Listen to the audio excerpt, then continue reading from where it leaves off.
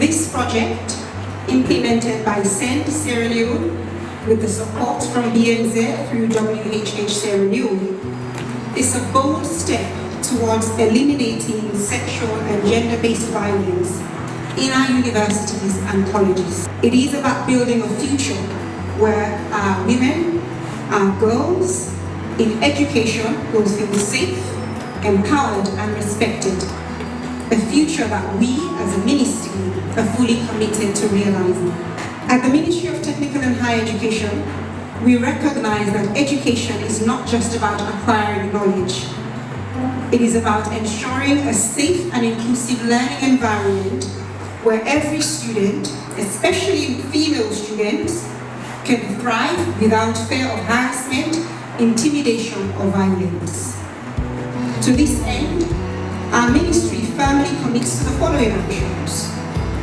We will strengthen policy frameworks. We will review and enforce robust policies that explicitly address sexual and gender-based violence in tertiary institutions, ensuring that our institutions have clear guidelines, disciplinary measures, and reporting mechanisms.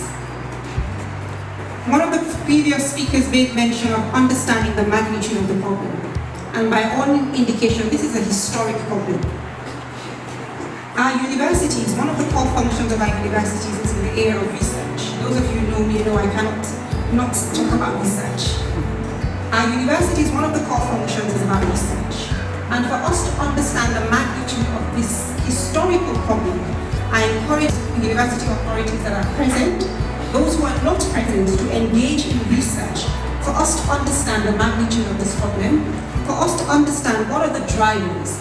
Only then can we develop policies that are informed by context-specific evidence and that will allow us to address this problem. Back to what the ministry will do.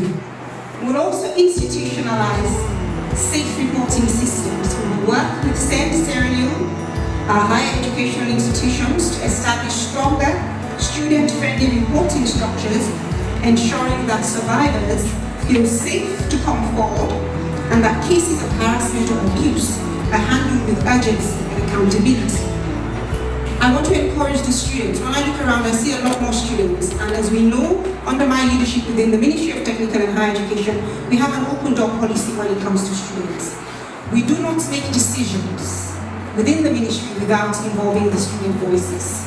Every single decision that we make, we ensure that the voices of the students are captured. Because I always say this, if I don't have students, I don't have a university or a government technical institute. If I don't have both or higher educational institutions, I will not have a ministry to run. So on that note, I want to encourage the students to speak up, to tell us from your experience, from your embedded insights, what we need to do to strengthen the reporting system, because it has been introduced in the past. What are the lessons learned from that, or what are your valuable insights that will ensure that whatever we introduce will be sustainable? I'm happy to note from the presentation that we saw earlier that SEND Sierra Leone intends to use technology to develop the reporting system. We embrace that because it aligns with another solution that we're working within the ministry, which is working with the United Nations Economic Commission for Africa to develop a fully comprehensive and harmonized education management system that will have a number of different functionalities, and one of these could be feedback from students, where students can report to us as a sector what is happening within the institutions. Because as we heard, and the Vice Chancellor said that when we meet, often we are told what we want to hear. But then if the students have a platform where they can tell us the reality, not to name and shame, but for us to identify the problems and then co-create the solutions that we can all own. So what I'm thinking with the education management system, I was having a conversation with Dr. Taki earlier. This platform will have a functionality for human resource management, for example. This is just off the top of my head. We all have need numbers, which are unique identifying numbers. How can we ensure that this platform, the HR functionality of this platform, not only captures human resource data on our lecturers, but also their need number? So in the event that they're found wanting, that goes on your record. And if you move to another institution, it will always be on your record. So that, I believe, could be one approach that we can utilize to minimize or completely eradicate what currently obtains, sadly, within a higher educational institution. But we're open to more suggestions, and this is why I'm asking the students to please come and tell us what you think work well and how we can co-create solutions together. The ministry is also committed to mainstreaming gender-responsive education, where we will integrate gender equity and anti-violence education into our curriculums, fostering a culture where both students and faculty become active agents of change in ending gender-based violence. We will also be holding institutions accountable. We will require all higher educational institutions to adopt and work closely with SEND, SL and its partners, especially the 10 that have been identified as key partners in this project, to enforce clear anti-sexual gender-based violence policies and publicly report on their progress in creating safer learning environments. This accountability is essential in ensuring that sexual and gender-based violence is not ignored or tolerated in any shape or form. We'll also be enhancing our male allyship in universities. I always say that the men are our allies.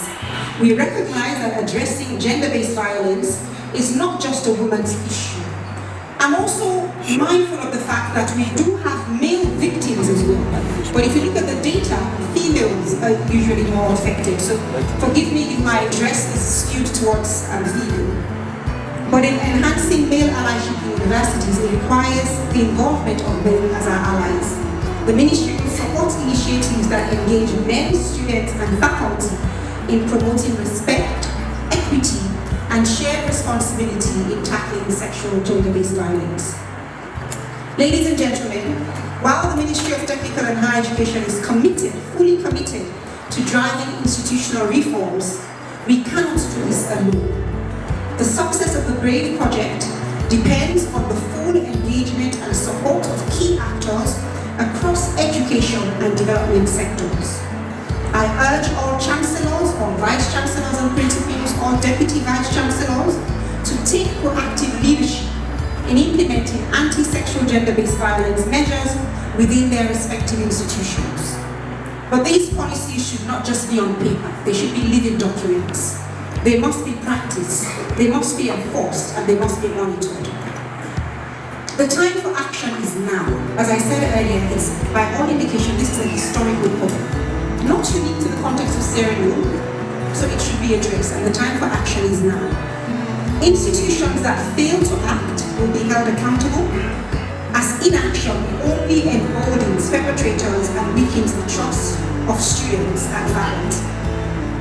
At this point, I'd like to thank SEND Sierra Leone, I'd like to thank BNZ and WHH for investing in a future where young women in Sierra Leone can lead, can learn and contribute to national development without fear of violence or discrimination. To our students, especially our female students, this project is for you. I urge you to use the resources and support systems that the BRAVE project will provide. Your voice matters. Report cases of harassment, challenge harmful norms, and stand in solidarity with your peers. To our male students, our allies, I challenge you to become champions of gender equality, to call out unacceptable behavior, to see your female students as equals, to do your part to protect them and to be part of the change. The launch of the BRAVE project is a historic milestone in our fight against sexual gender-based violence in higher education. It is a call for collective action, for responsibility, and for collective commitment for all sectors of society. Thank you once again to SEND for creating this platform, which I believe the more we talk about this issue, the more we demystify it. It no longer becomes a taboo. We talk about, we demystify it, and we challenge the culture of silence. Yesterday, on behalf of the Ministry of Basic and Senior Secondary Education and the Ministry of Technical and Higher Education, I launched a technical working group for social and emotional learning, which is all about skewed towards foundational learning, but getting our young children to understand what is right and what is not right. So it starts from that level. This project builds on that. I also want to encourage SEND to reach out to the Ministry of Information and Civic Education, because I believe they will also be a valuable partner, especially when it comes to disseminating the findings of the study and ensuring that we institutionalize the findings to ensure sustainability. So we have the tools. We have to maximize upon the tools that we have. We have to be better models in society.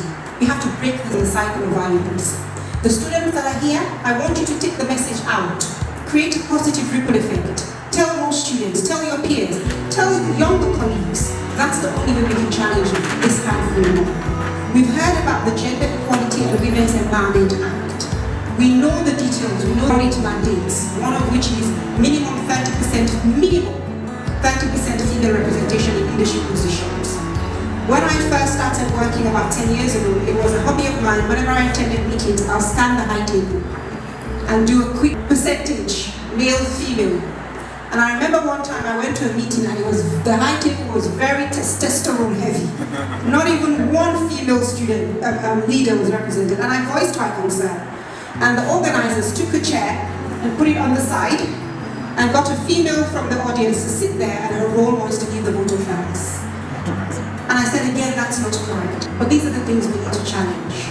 I'm not saying it came from a place of harm, but these are the things, because if it's seen as norm, if we do not challenge it, it will continue to be seen as norm, and the problem will be further exacerbated. So this initiative will support the details of the Gender Equality and Women's Empowerment Act, where we see each other as allies, we see each other as equal. We all bring something to the table. Only then can this act, again, not be just on paper, but be a living document. As a ministry, we stand ready to work with all stakeholders to ensure that no student in Sierra Leone's tertiary institution has to choose between education and their safety. With that, it is my great honor to officially launch the Building Respect and Anti-Violence Education, otherwise known as Sgbv project, which reaffirms our commitment to fostering safe, inclusive and empowering learning environments where every student, especially our female students, can thrive without fear of violence, discrimination or harassment. Through this project, we're equipping our students, our educators and our institutions with the tools to challenge harmful norms, promote gender equity, and ensure that our campuses are safe and empowering spaces. This initiative marks the beginning of a new era where our higher educational institutions become true centers of learning, respect, and empowerment for all. I thank you all.